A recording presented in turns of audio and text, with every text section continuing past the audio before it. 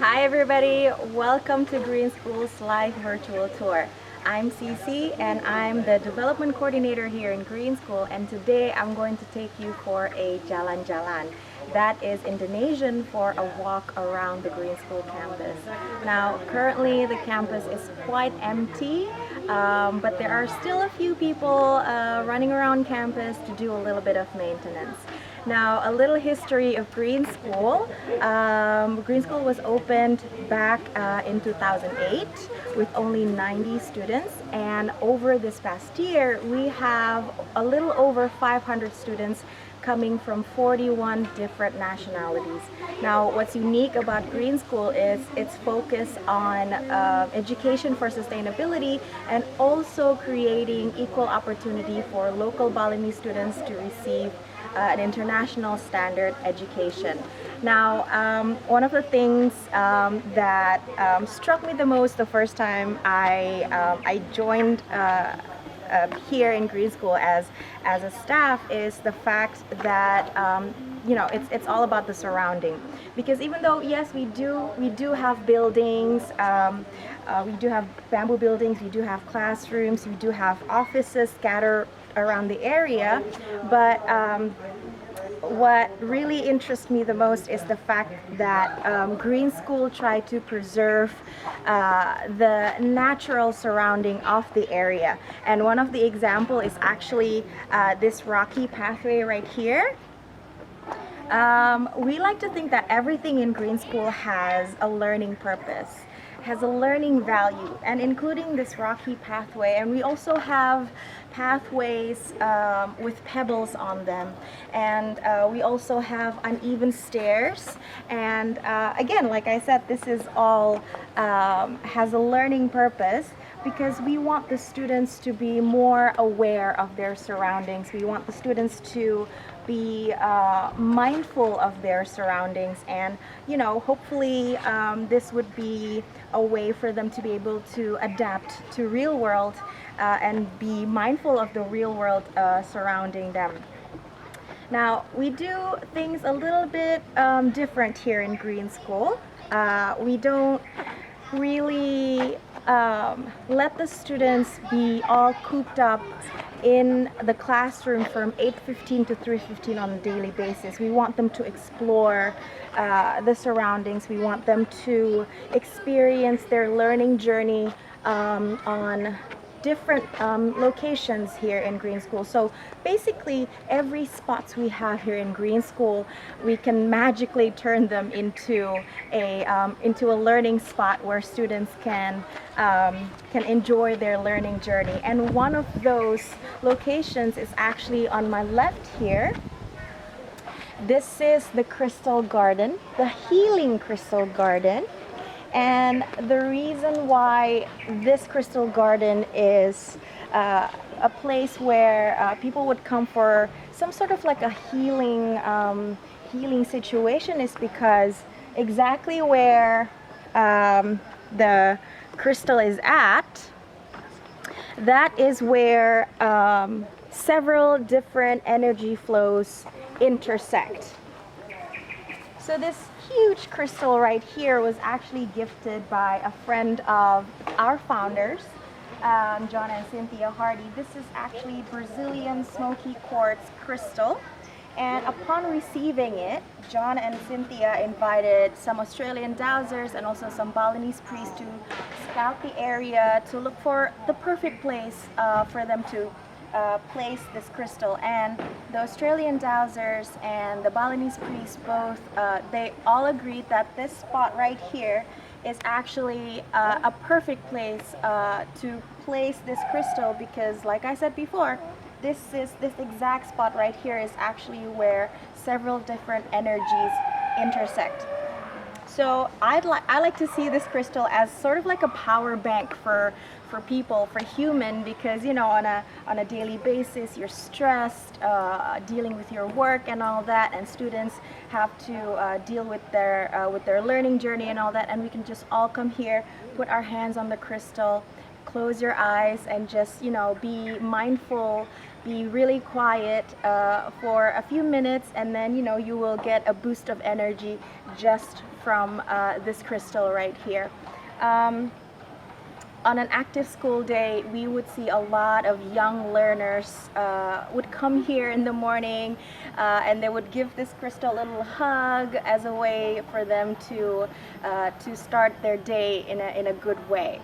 So yeah, and this is also the place where a lot of people would do meditation. This is also a place where a lot of people in the community would have mindfulness sessions done in their day. And this is also a place where the students can also enjoy their learning journey. So on an active school day, we would see students sitting around there with their laptops, working on projects and stuff like this. And this is not the only place where the students would do that. Now, on this tour, I would like to also open the opportunity for you to ask me some questions, and I will, try my best to answer your questions. Are there any questions already? Okay, if there are no questions yet, we're gonna move on. So right now we're actually closing into one of our students' project, and we're gonna talk about these projects a little further later. But I just would like to show you that we also have this water harvesting and recharge well project that was made by our middle school students. So basically, this water catchment is functions to catch the rainwater. So instead of going straight to the river, this water catchment will catch the raindrops, and it will be distributed to our to our water well for our drinking water. So yes, we do drink water from nature, which is actually really cool in my opinion. Now at school, we also have a program called the Seed to Table program, and this allows the students to learn about food cycle, to learn about where their food is coming from. They also learn how to take care of their food source. And one of the gardens that we have here in Green School is actually on my right here. This is where the students would help our gardeners in maintaining and taking care of our food source. On a daily basis, on an active day, our kitchen would cook food for 700 people on campus. That includes students, staff, teachers, members of the community, and we basically take our sources from our garden. And we understand that on a daily basis we would not be able to fulfill our sources would not be able to fulfill produce for 700 people. So we also use outside sources, but we make sure that our outside sources are produced by local farmers and also sustainable. Are there any questions so far? Yes, so the one question from Kylie Monroe, is the rainwater clean? Yes, so the rainwater, after it goes through the water harvesting project, it will go through several filtering process, of course, and so the water is definitely clean. Any other questions? Yes, from Lisa Ray. Is there a date when the school will be open again? And are the students doing distance learning right now? Yes, so the students, we basically follow the government's regulation of not being able to open the school yet because of the global pandemic that's going around the world. So yes, we do now have a program, a distant learning program, where it allows students to still get education wherever they are in the world. I believe we call that Green School Everywhere. And what sort of support is offered to families moving to Bali for the Green School? Support as in the visa and everything? Yes. Well, for that we have we do have a special department that helps take care of that. It's called the legal department. And if you would like to know more about that, you can contact admissions@greenschool.org, and further information will be explained there. And one more question. One more question, yes. Is there any summer class or summer camp? Summer classes, we don't have no summer classes, but we do have a program called, sort of like a sister company of Green School. It's the Green Camp. And Green Camp has camp program all year long, including the summertime. And this camp program is open for children and also open for families as well. Of course, if you'd like to know more information, you can drop us a message, drop us an email at development@greenschool.org.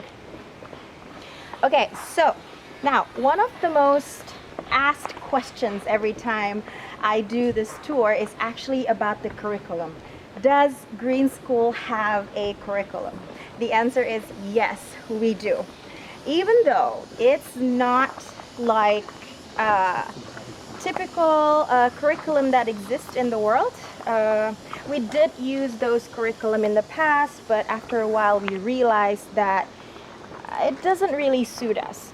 So what happened next is that we take a little bit of everything from those curriculum, and then we added a little bit of Green School spice, and we came up with a method that basically consists of 3 pillars of education. The first one is proficiency. So yes, if you're wondering, we do learn core subjects. So we do learn math. We do teach the students math and literacy, just like any other schools in the world. And the second one is we have experiential, where students get to experience real life skills from the member of the community and also from people outside the campus.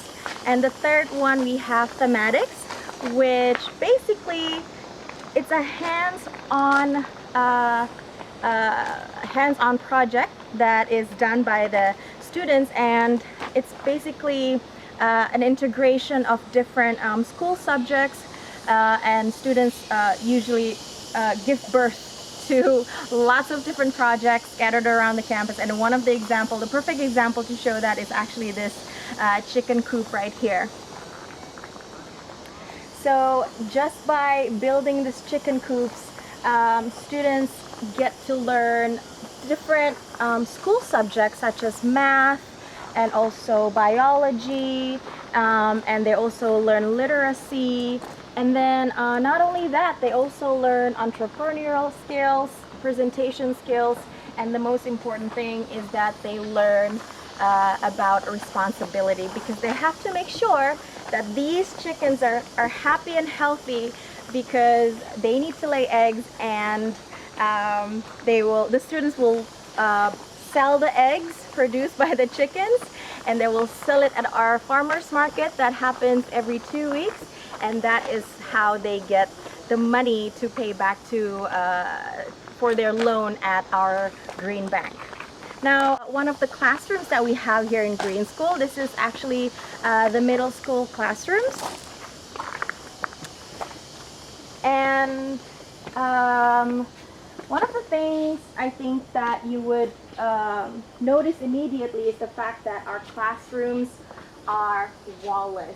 And again, as I said before, this is also intentional. We want the disturbance from nature to be a part of the students' learning journey. We want the wind, the rain, and the sound of nature, the sound of the insects and everything from nature to be a part of the students' learning journey. Now, maybe you also notice that our tables are not its typical rectangular shaped table like any other schools in the world. And this is also intentional because we want to have a sense of fluidity. We want the classrooms to be rearrangeable depending on the students' learning journey. And sometimes they put all the tables away on the side and they just sit on the floor and experience their learning journey in this classroom. All right, any other questions? Yes, Yes. Miss Solskjaer, where's the closest area to live when you go to school at Green School?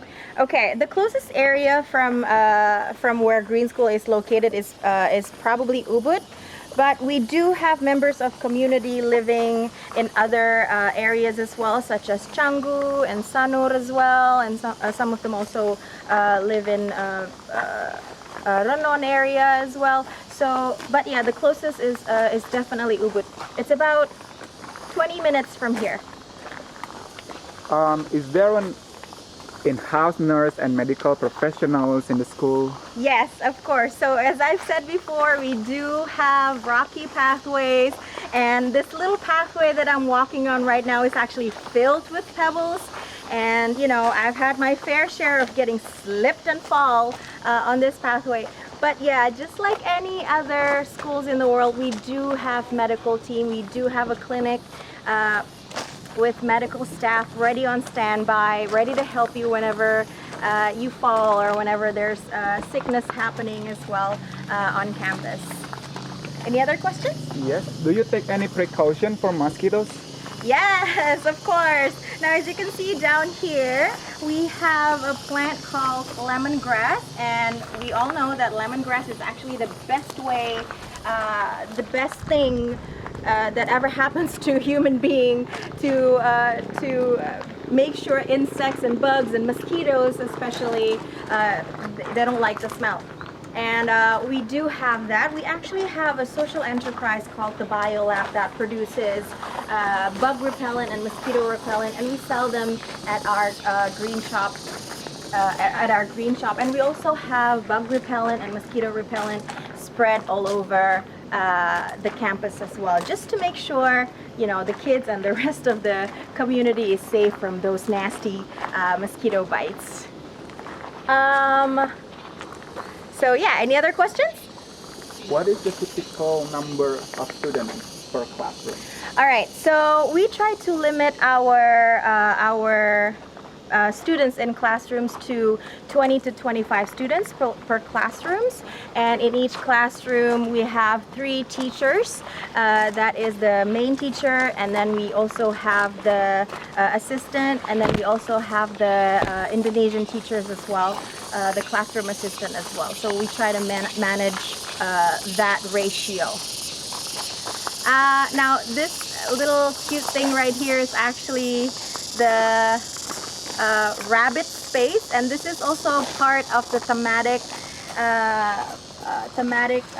pillar of education. This is where the primary students learn about responsibility and taking care of other living beings. And on my left right here, this is actually the primary area, and I believe that this classroom that is showing you right now, this is the theater space.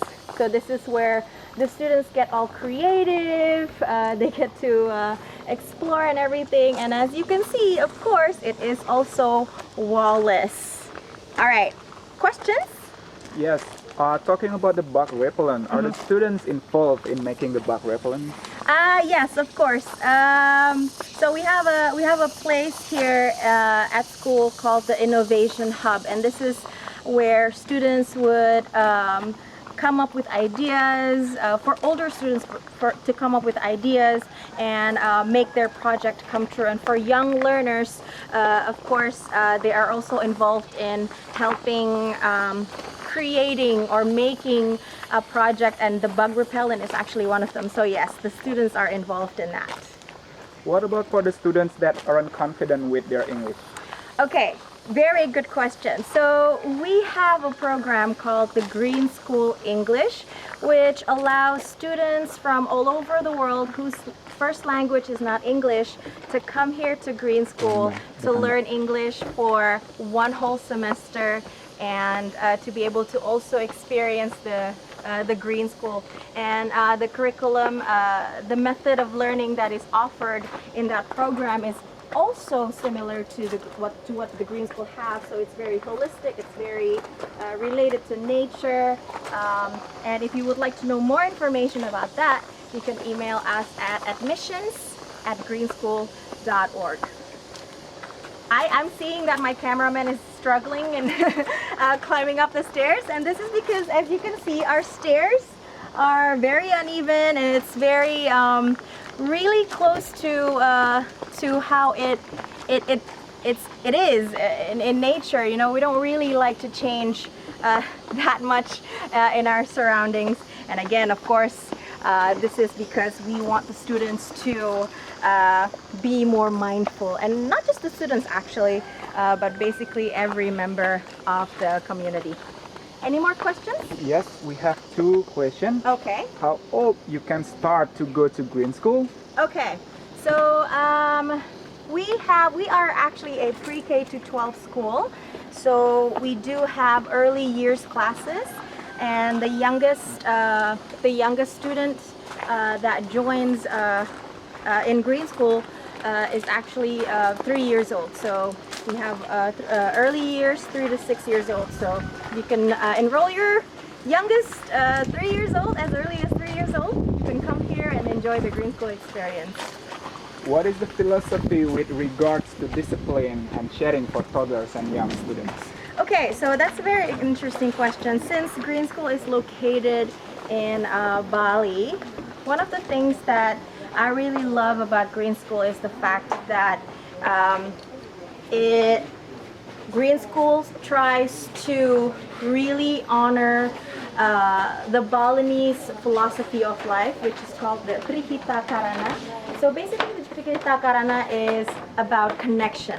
So it's basically connections to the higher power, connection to between people and other people, and also connection between human being with nature. So we adapted this Balinese philosophy of life, and we turn it into the green school values we call I respect. So we try to infuse, we try to integrate that values on each of our learning neighborhood.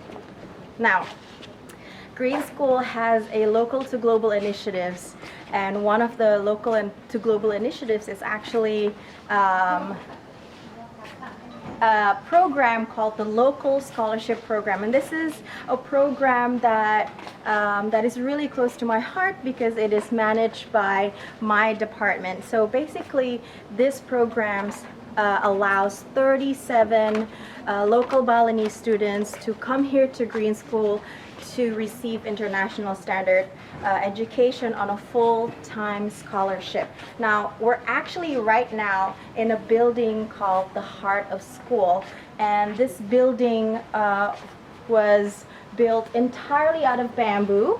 And on what's unique about this building is actually on these bamboo poles, there are 3,000 names that are individually hand carved by our very talented carver.